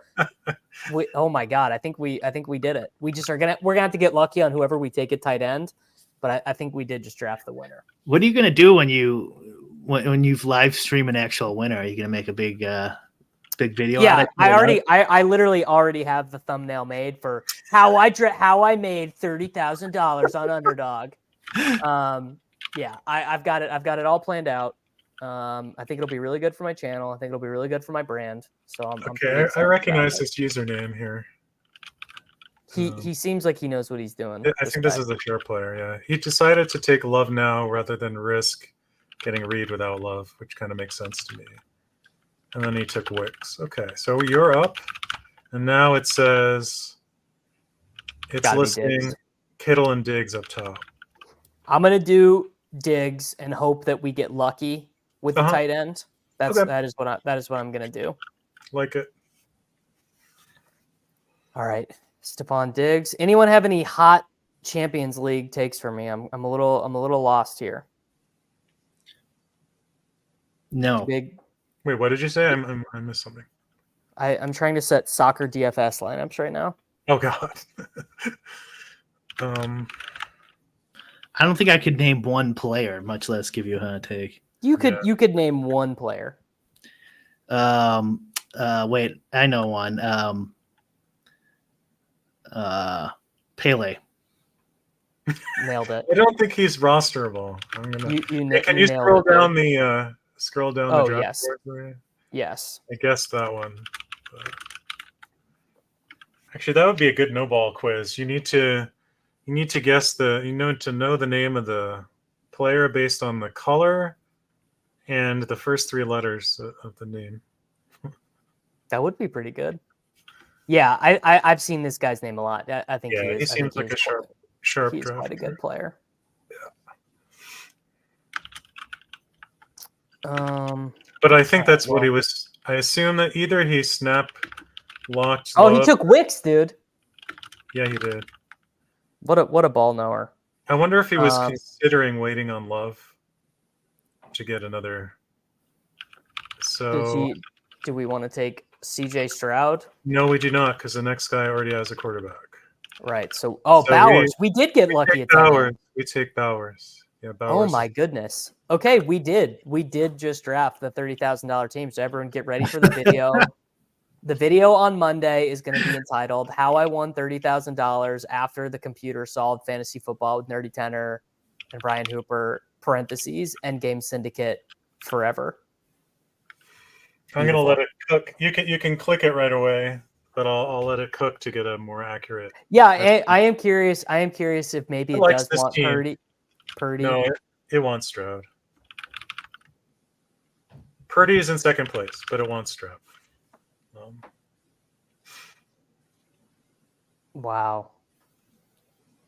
Yep. All right. Wants, Is this team worth $17,000, $18,000? $9.91. Wow. Okay. God. You know what's So- funny is I find that to be more realistic than when the computer says it's worth like $27 or whatever. Absolutely. Like $9 feels much more directionally accurate. That's right. It's within the realm of plausibility. Yeah. No. 23 was dead on. 23 was dead on. So you would ask, like, what is it worth to draft Nico first? Yeah. Let's just run that now. I'll let it cook for a while. Okay. And we'll see. It's still not going to be very accurate, but if I just let it go, I guess it really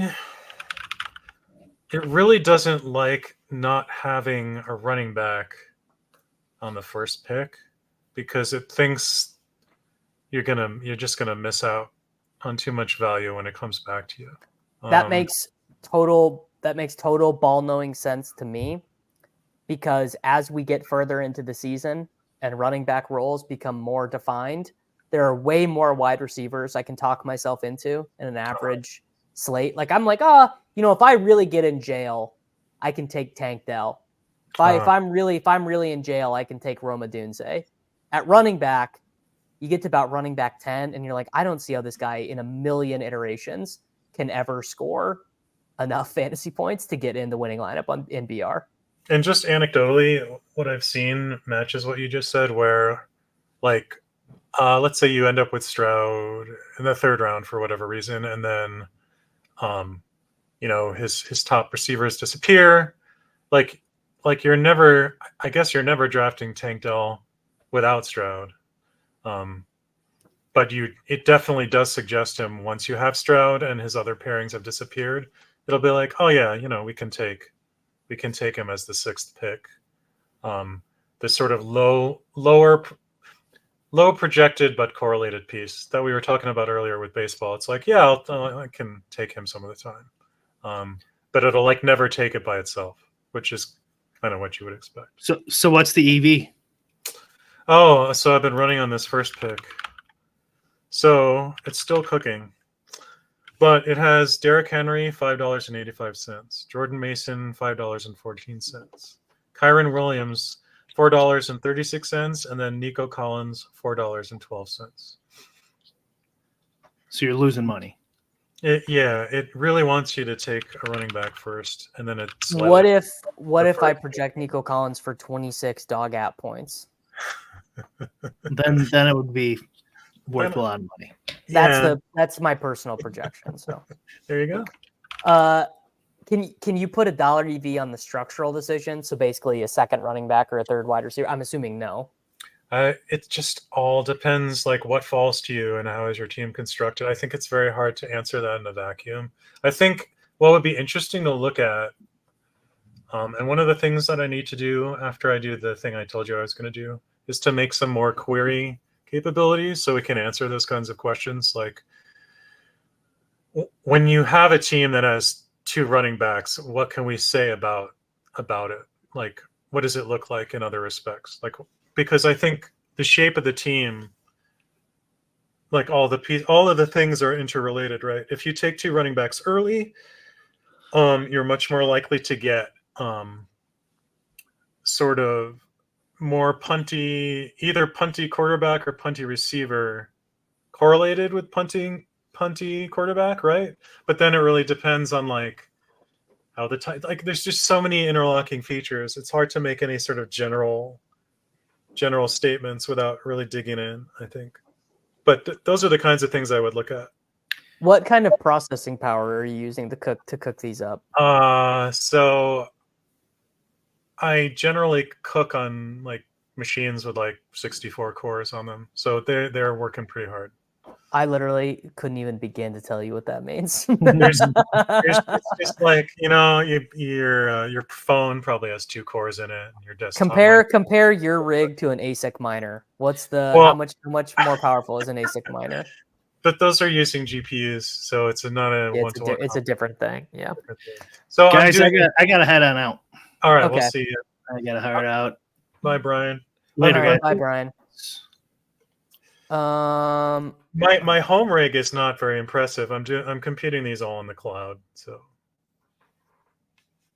they're all on cloud servers. Yeah. That's so funny. I literally that is beyond.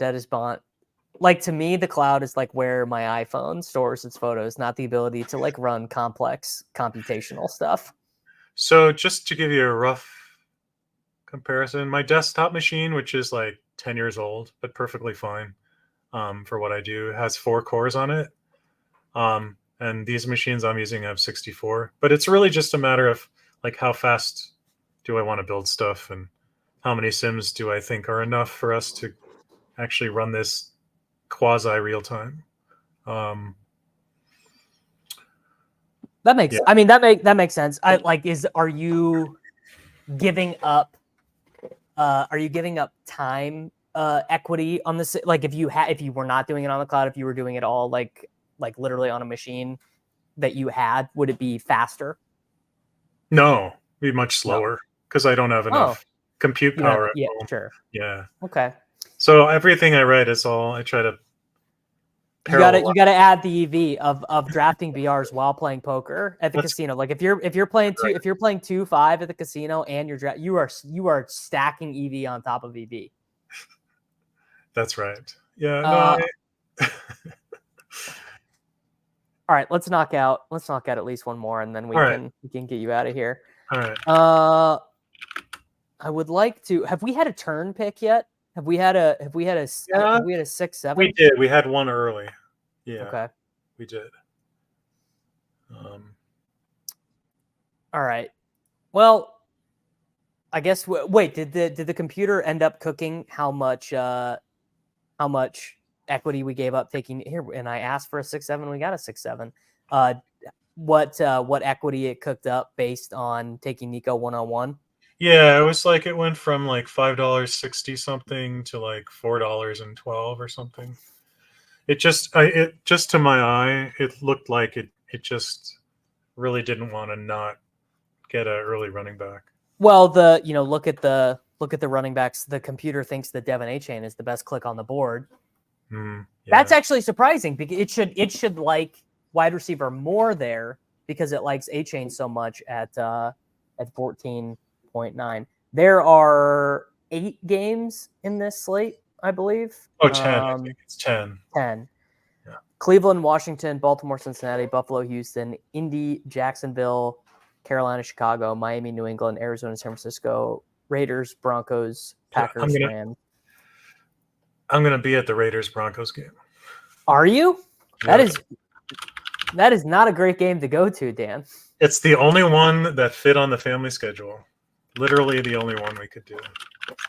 I mean, look, you get to see Brock Bowers. That'll be fun.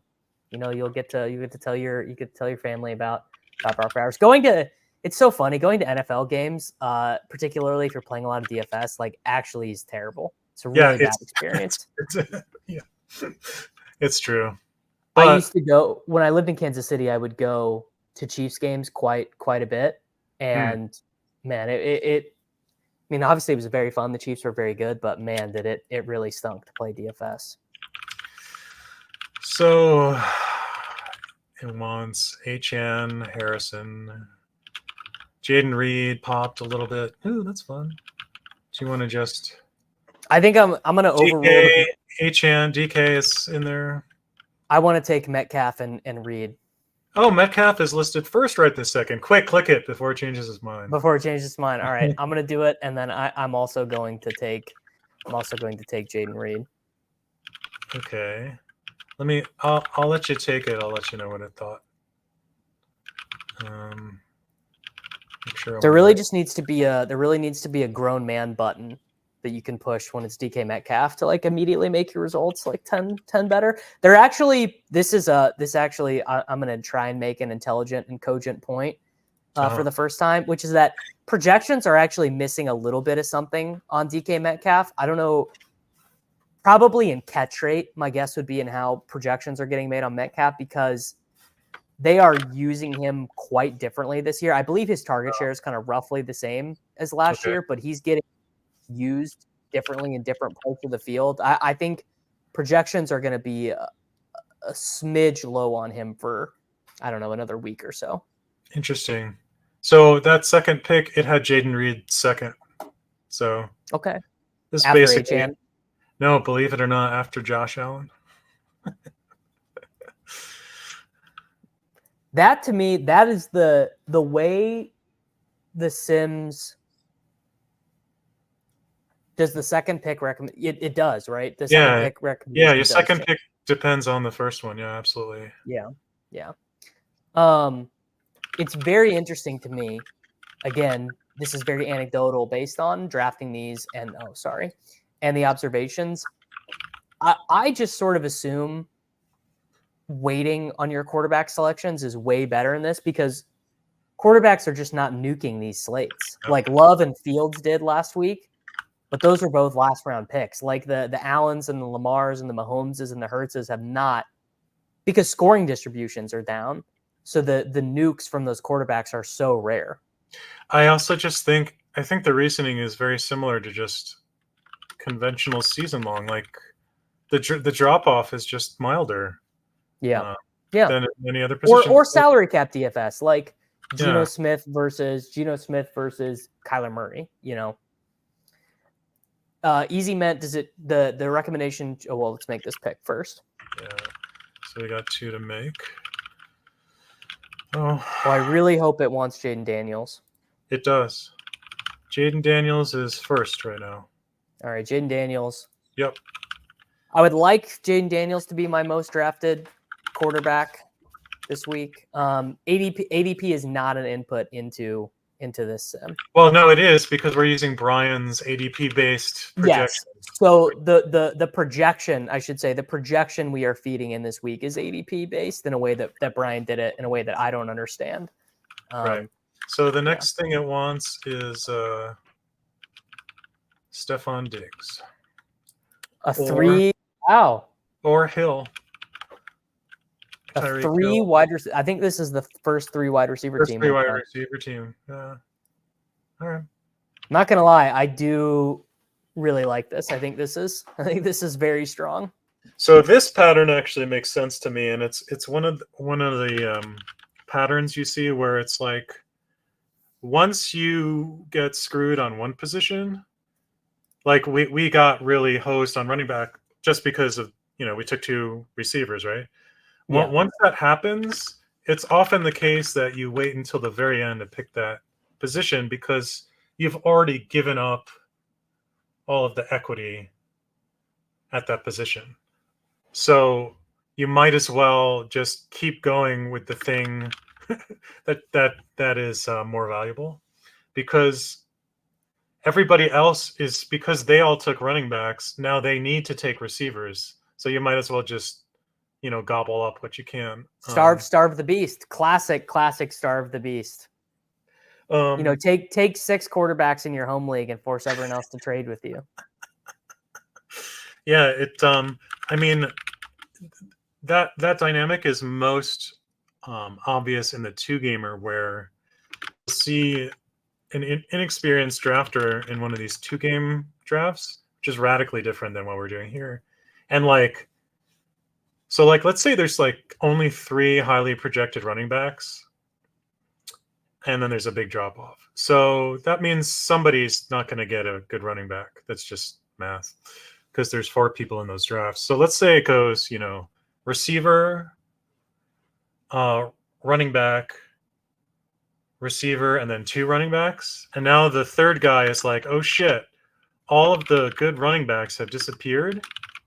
And then he drafts a running back next because oh shit, I need a running back, and they're going, but that's the exact opposite of what you should do.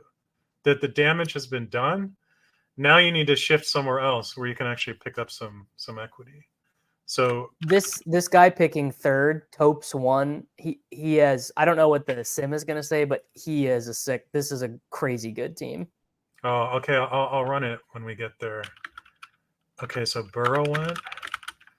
So now it's gonna say Bowers. Yeah, it says Bowers. Now I'm curious if it's going to tell us to take Brian Robinson Jr. with Jaden Daniels. I'm curious what running back wants us to take. I think I'm probably not going to listen to it, but I'm curious to what it says. Okay, it doesn't know about Jonathan Taylor. If Jonathan Taylor has an issue, right? So after Jonathan Taylor, it says Brian Robinson Jr. Yeah. So and then it says James Conner, and they're close. All right. Well, I'm gonna do a little ball knowing here, and I'm gonna give up some EV, and I'm gonna select Travis Etienne Jr. Okay. Well, it was in the list, but it was in the list, but it was last. Yeah. That is not surprising to me. So that one, it only thought you got like $2.80. Well, I punted off with ETN. So this team here is the one you think is awesome? Or yeah, team 3. Oh, team 3. See what he does. We're on team 4 now. So, well, I actually just cost him some EV by taking Bowers. If I would have taken someone other than Bowers, I would have given him some EV back. Right. So this is the. If I would have taken Zach Ertz there to try and pair with Jane Daniels, I would have given him some EV back. So it doesn't love this team no matter what he picks. And that's, because the ADP regression is not going to love the Wicks pick, I think. That's probably it. Yeah, let's see. So he's probably going to take what? Is he going to take Kraft or not? Yeah. Yeah. So let's look at. So it just. Yeah, it's probably just the regression, the points it's playing with. It doesn't love. In fact, I can look at what it thinks Wicks is compared to. Well, it thinks Wicks is the 17th best wide receiver when really he's like the 10th best wide receiver. Yeah. So Andrews went. Yeah. This is a funny one. And you'll see this sometime. It didn't love anybody's team. It thought they were all between and okay. That would kind of make sense in a real heavy Badge Bros draft, where no one's really making any mistakes. Everyone's kind of staying in their lane, and you're just kind of trading rake with one another. Yeah.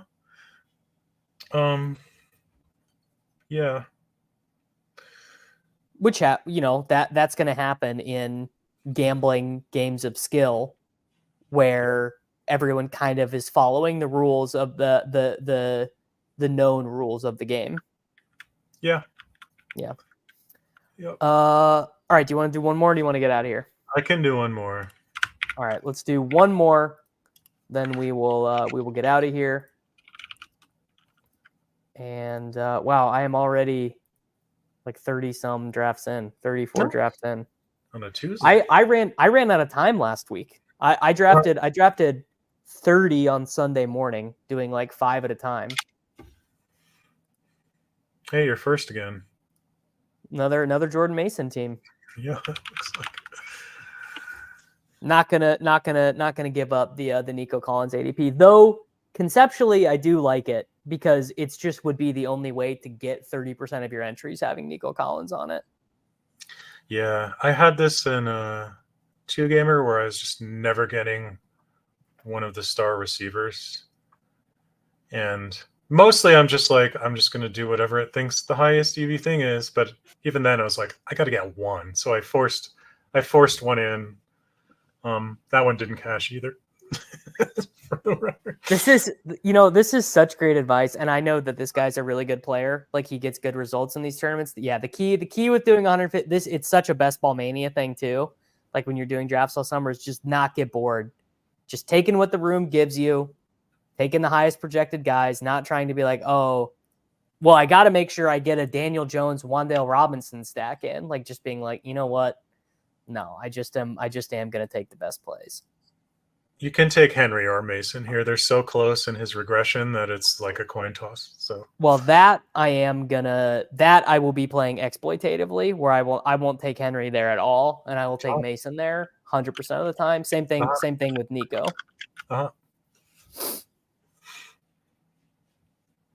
It's the way you can use these BRs if you're someone who max entered the best ball stuff is you can really do it one of two ways. You can try and get even on the guys who are killing you in best ball. So like, oh, Derrick Henry's killing me because I don't have him. I could try and get even. Or you can just use it as a martingale and just be like, well, eventually Derrick Henry's gonna stop killing me. And when he stops killing me in BR, then I'm gonna double win. My advance rate's gonna go up and I'm gonna have good results in BR. Makes perfect So I'm sense. doing, it doesn't make perfect sense, but it is the way I'm playing. Yeah. What if I've done, I mean, I haven't taken David Bell, but I have done stuff like this. Obviously, where like last week I took a couple Xavier Worthies. He was like the wide receiver 27 or whatever, projecting for like 9 points. But I did take him a couple times literally because what if he does score 2 touchdowns? And I'm going to want to have had him. Which is probably not a great way to play, but what can you do? Topes won. Yeah, these are all good drafters. This is a full badge room. Yeah. Which probably all the ones we do are probably every time that we do these. I'm assuming we're picking up very few of Joe's 6-pack on his lunch break, which is whatever. It's fine. Josh Allen drafter at the turn. He says, I believe in the Sims. I'm taking Josh Allen. Yeah, I can sort of backseat drive some of these draft picks. So the thing I don't love about Lamar is what I like about quarterbacks, the stacking is it solves 2 spots in your lineup of 6. Yeah. And I don't think that the Lamar thing solves it because I think he's probably better off without Flowers and Andrews or Likely or whoever. Well, the other side is like if you pick Lamar, like you're sort of indifferent. Like I can stack with him, I cannot stack with him. That's true. That is a structural edge. There is that sort of. I don't know if it's worth money, but it is sort of comforting. It's like, well, I'm not going to get screwed with this quarterback. I wonder how much of it is that. Like people are like, well, if I get Lamar, then I can do. Okay, here we go. It's going to recommend Lamar, I bet. Yep. It's going to be Lamar. It's going to be Lamar A-Chain. It wants. Oh wow, it's a lot of mixing, a lot of choices. It likes Lamar, Jacobs, Kittle, Neighbors, HN. Lamar. After I take Lamar, what is it going to say? Put Lamar in and give it an extra 5 seconds to cook. Yeah, and then I want you to tell me the dollar value on Neighbors versus the dollar value on A-Chain. Wow, Josh Jacobs is winning. Why is that? That's really interesting. It's a crazy good matchup. Is it a good combo? Maybe it's a good combo in my field. Josh Jacobs is the winner at the moment. It's Jacobs and then HN. How many dollars am I giving up with Neighbors? Neighbors like $1.50. All right. Well, Neighbors the room. There you go. The room. The 5 of you can split up my $1.50. You can buy an extra ranch pack at a McDonald's when you go this week. How many chicken nuggets does that get you these days? I haven't been. Not $1.50 split 5 ways doesn't even get you 1 chicken nugget. No chance. No chance. Yeah. Not to get political. Not to get political here on the stream, but you can't even get 1 chicken nugget for 1/5 of $1.50.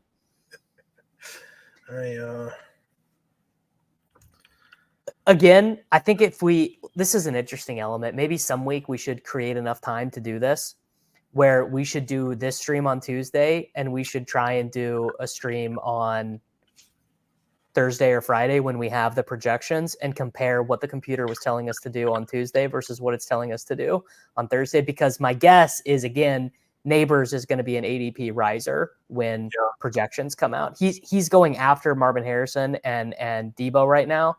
I bet when ETR puts their projections out on Thursday, Neighbors might project as a first-round pick in ETR stuff, and they obviously are the biggest market driver for this stuff. Yep. Their subscribers are big in these contests. Yep.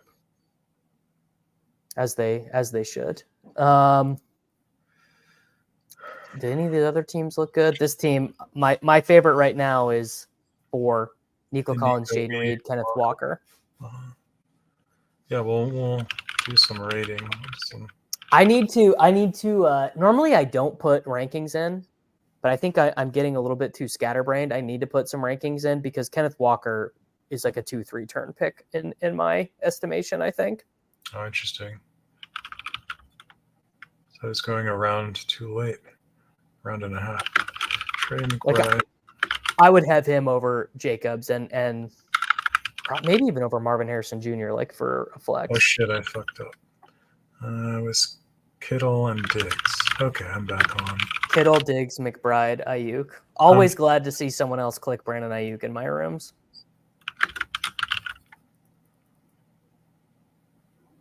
Although definitely one of these weeks, it is really going to suck. One of these weeks, Brandon Ayuk is going to absolutely had to have been the guy that you needed in this contest, and I'm definitely not going to win that week. All right. So we're ignoring Jonathan Taylor.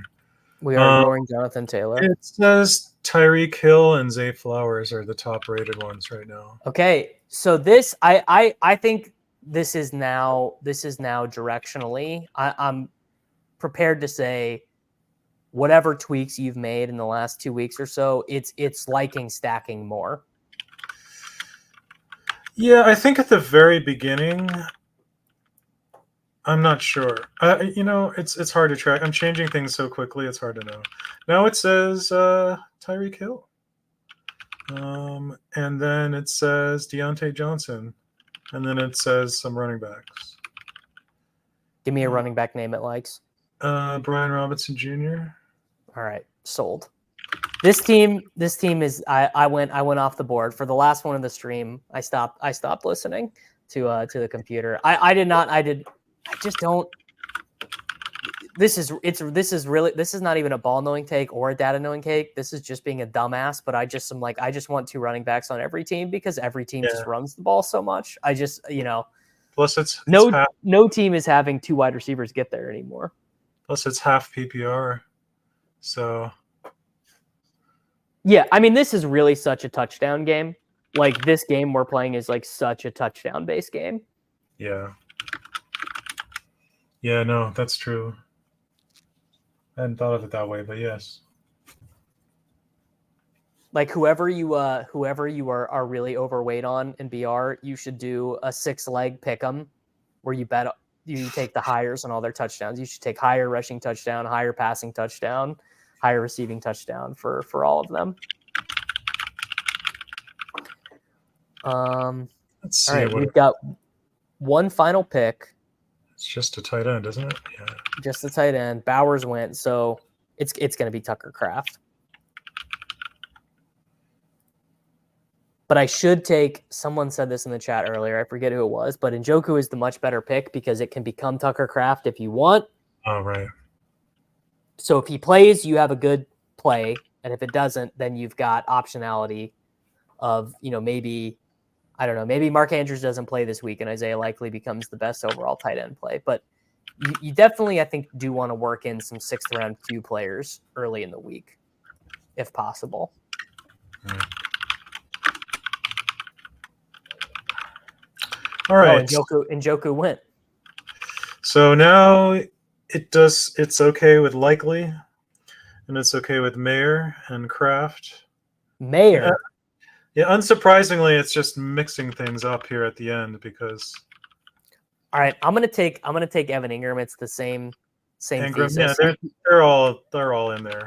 It's very close. So either Ingram ends up being a good pick or he doesn't play. Sure. Yeah. The Wildcat, people do crazy stuff in the Wildcat. That's a $3 one. People do really, really interesting stuff there. All right, Dan, we can get you on your way. You can leave the NORAD bunker. Thank you for hanging out. No, that was fun. Yeah, that was good. Cool. All right, everyone. Have a great day. We will. I'll be back tomorrow to stream it with Liam at 11 a.m. Central. I'll see y'all then. Have a great day. Adios.